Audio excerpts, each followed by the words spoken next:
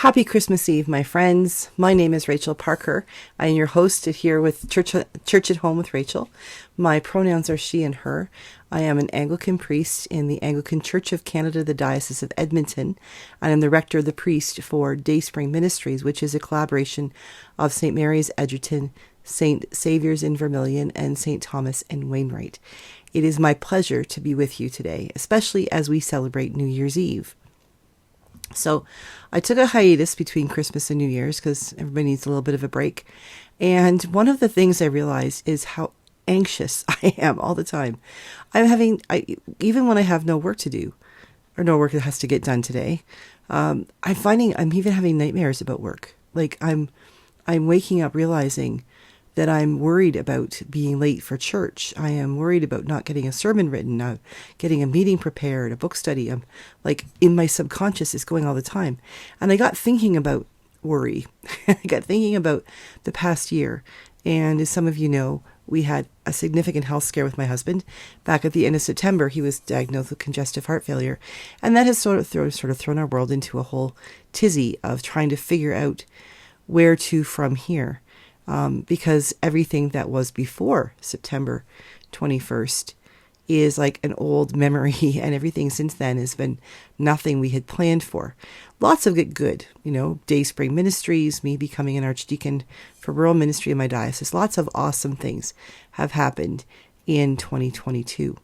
But looking ahead to 2023, I've got thinking about, this anxiety I have and my worries about getting stuff done and taking care of people and making sure ministry happens and making sure that my family's taken care of and all that stuff. And I got thinking, okay, what resolutions do I need to make? One resolution was not to drink less coffee. However, I got thinking I'm not going to make any resolutions this year. I make them, and usually by about noon on New Year's Day, gone, totally gone. They're usually things that would be very healthy for me, but unrealistic, like never eating chocolate. I am a type 2 diabetic. And I confess, I'm addicted to chocolate. Like I am. I love it. Even when I don't like it, I like it. I want it. So one of those things that I'm working on is divesting myself of that, not by going cold turkey, but by having less of it and recognizing that when I'm craving it, don't buy it. And if I still want some, then I can go out in the minus 40 degree weather 6 hours from now and get some. And if I still want it then I guess I really do want it. You know what happened? Most often I don't really want it that badly. It's great. But I've been thinking a lot about that, not making resolutions, not making promises, not making those pie in the sky things that happen at New Year's Eve when we think this is going to be our year. This is the year we're going to make everything awesome.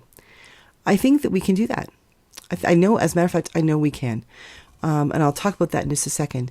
But first, I just want to talk about not making resolutions, because I find they're sort of a setup for letdown.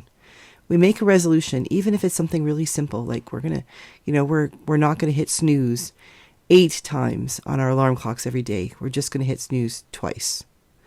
Well, all it takes is a day when maybe you shouldn't have set the alarm anyway. A day when you can set in and you just forgot to turn your alarm off, and you start hitting snooze because you just won't want to get out of bed. You don't need to. And bang, resolution broken. And that just sort of sets us up for failure. So what's the point?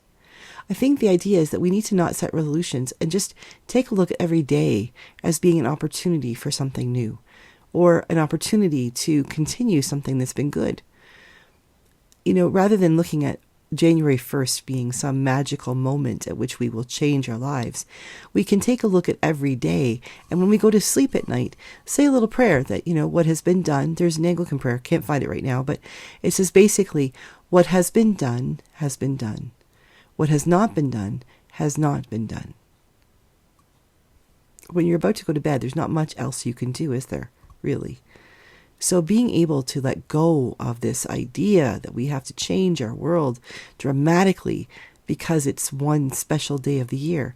How about we just wake up in the morning and do what we can to make today a good day?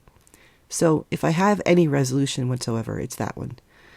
So, and I know I'll break it too, because there'll be days when I don't even try to make it a good day. So heck, no resolutions for me. But I do want to suggest that we could make a good year. Back in 1984, when I turned 13, I was heading into grade 8, and I was reading a book. It was like one of those Harlequin romances for teenagers. It wasn't, but it was like it was for teenage girls, and it was a book that was called The Year of the Clara. And between grade 7 and grade 8, Clara decided, her birthday was in the summer, and she decided she was going to make grade 8 her year. She was going to make her 13th year amazing. And so she determined she wanted to be a cheerleader, and she wanted to do well in school, and she wanted to, have a boyfriend and all of those things.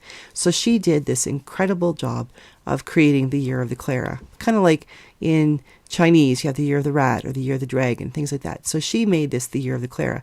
Well, I read that book when we were traveling out west. We lived in Niagara Falls at the time. We were traveling to the west coast of Canada in a motorhome, having a great time. And I love to read. So I was reading that book, and I thought, you know what? I'm going to make this year, grade 8, the Year of the Rachael. The Year of Rachael. And I did. I made it a point of trying to be a better friend. I made a point of getting my homework done and trying really hard. I made a point of stepping up and doing things that maybe made me nervous, but I tried anyway. I didn't really achieve much.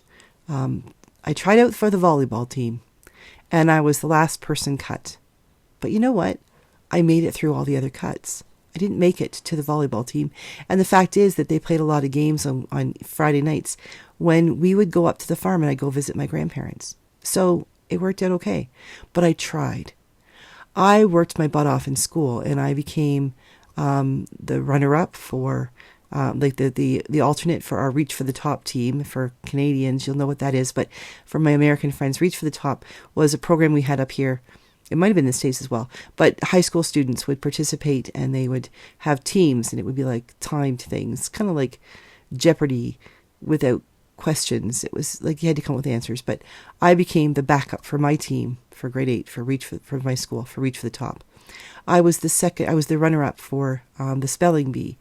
And considering that doesn't like runner-up, it doesn't sound like much, except the fact is that I had never even wanted to participate before. I would fake being sick just not to have to give a speech in school. So I can't believe I just admitted that out loud. Please forgive me, all my teachers for whom had to deal with me. They always made me do it. They just gave me a day's reprieve, which didn't really help. I should have just gotten over with. Point being, I did. I worked hard to make that a good year, and it wasn't about making resolutions. It wasn't about becoming some person that I wasn't before. It was more about becoming the person I really believed I was inside. Maybe the person who God was calling me to be. And grade 8 turned out to be a pretty good year. It really was. Looking back, it was a great year for me. And I think it's because I did work hard.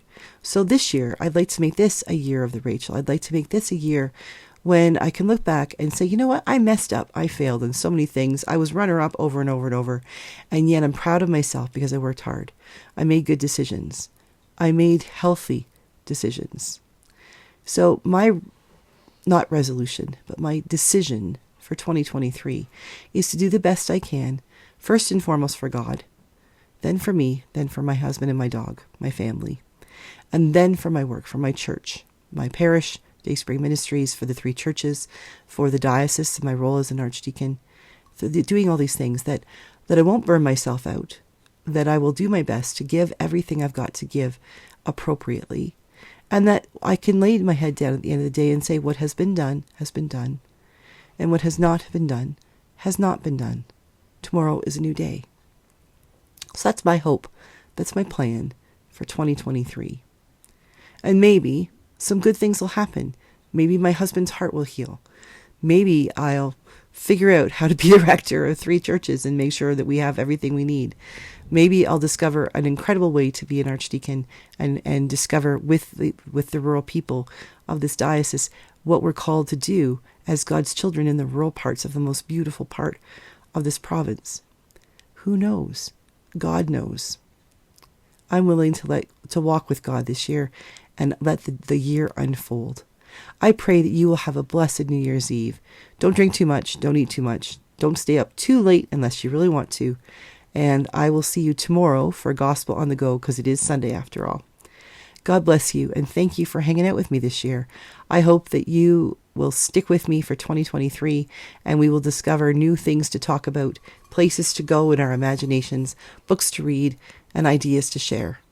God bless you. God bless 2022, and may God bless 2023 for you.